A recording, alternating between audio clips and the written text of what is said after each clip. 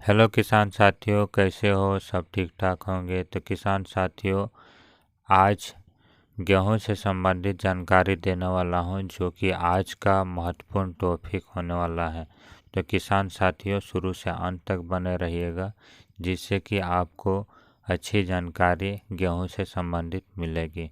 तो किसान साथियों, गेहूं का अधिक उत्पादन पाने के लिए किसान भाइयों को क्या क्या गेहूं पर आवश्यक होती है, इसकी जानकारी जानना चाहिए। तो किसान साथियों, गेहूं का उत्पादन अधिक लाने के लिए हमें गेहूं पर अधिक कलनों का विकास होना, अधिक फुटाज होना, जो कि बाद में जो गेहूं का फुटाज होगा उसका बढ़वार भी होना आवश्यक होती है। और जो बालियां आएगी वह लंबी बाली का होना और उसमें दाना भरपूर मात्रा में भरना और दानों का बढ़वार होना, ये सभी हमारे गेहूं पर मिलती है। तो किसान साथियों, गेहूं का उत्पादन भरपूर मात्रा में देखने को मिलती है। अगर ये हमारे गेहूं पर नहीं होती है तो किसान साथियों, उत्पादन बहुत ही कमी देखने को मिलती है। तो किसान साथियों, गेहूं का फुटाज होना, गेहूं की कलनों का विकास होना, यह किस कारण से हमारे गेहूं पर होती है, तो इसका जानकारी होना आवश्यक होता है। तो किसान साथियों, जब गेहूं का फुटाज होता है तो वह रोल का काम करता है गेहूं पर, वह जड़ों का विकास।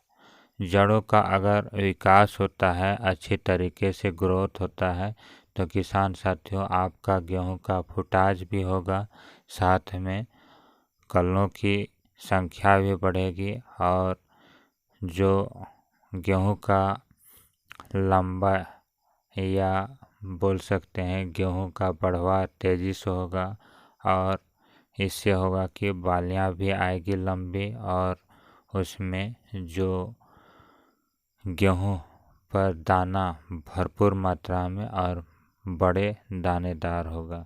तो किसान साथियों, गेहूं का जड़ों का विकास किन किन कारणों से हमारे गेहूं पर मिलती है, उसको जानेंगे।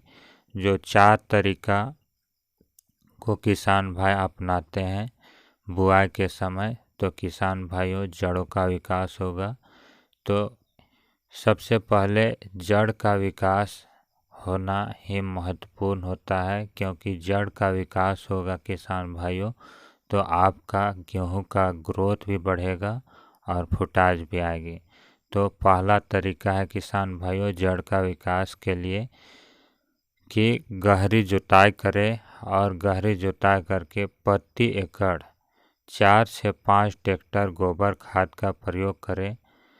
इससे होगा किसान भाइयों की गोबर खाद का प्रयोग करेंगे तो आपका मिट्टी को सख्त नहीं होने देगा और साथ में मिट्टी भुरभुरी रहेगी, जिससे मिट्टी का भुरभुरी होना गेहूं के जड़ों का विकास बहुत तेज़ी से होगा। और दूसरा तरीका है किसान भाइयों कि आप नेमट और जो कीट होती है मिट्टी पर उसका सर्वे कर ले। अगर सर्वे नहीं करते हैं तो 5 kg कार्बोफ्यूरॉन 3G प्रति एकड़ खेतों पर बराबर मात्रा में छिड़काव करें या बिखेर दे। इससे होगा कि आपका जो भी मिट्टी पर नेमट या कीट दीमक रहती है वह ख़त्म हो जाता है। जो कि आप बुआई करेंगे गेहूं का तो जड़ों का संक्रमित होने की चांस नहीं रहता है, जिस कारण से स्वस्थ गेहूं का जड़ होने की वजह से विकास बहुत तेज़ी से होगा और इससे आपका जो बाद में फुटाज भी आएगी।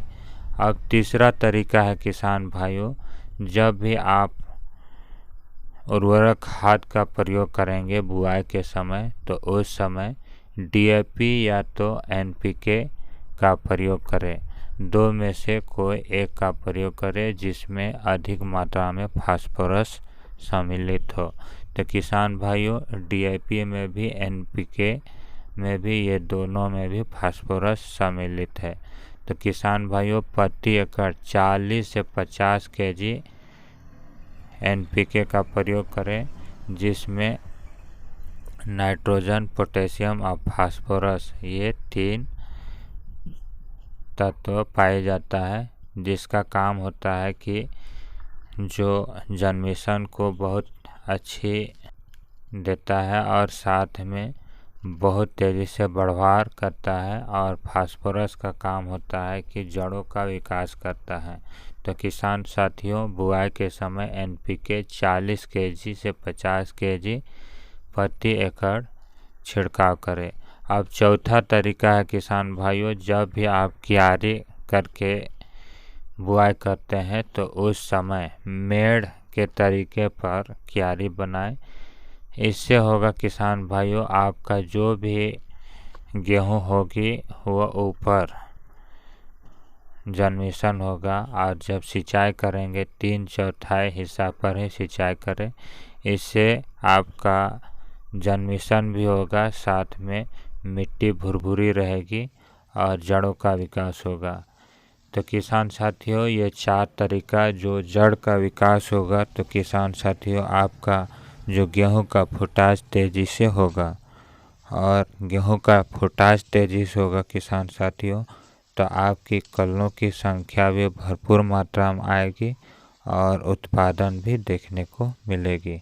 तो किसान साथियों बुआई के समय ज़रूर ये तरीका को अपनाएं। तो आज के लिए इतना ही। अगर आपको ये जानकारी अच्छी लगी हो तो ज़्यादा से ज़्यादा लाइक करें और सब्सक्राइब करें और बेल आइकन को दबा लें, जिससे कि आने वाली नेक्स्ट सब्जी से संबंधित जानकारी आप तक पहुंच सके। आज के लिए इतना ही। जय हिंद, जय जवान, जय किसान।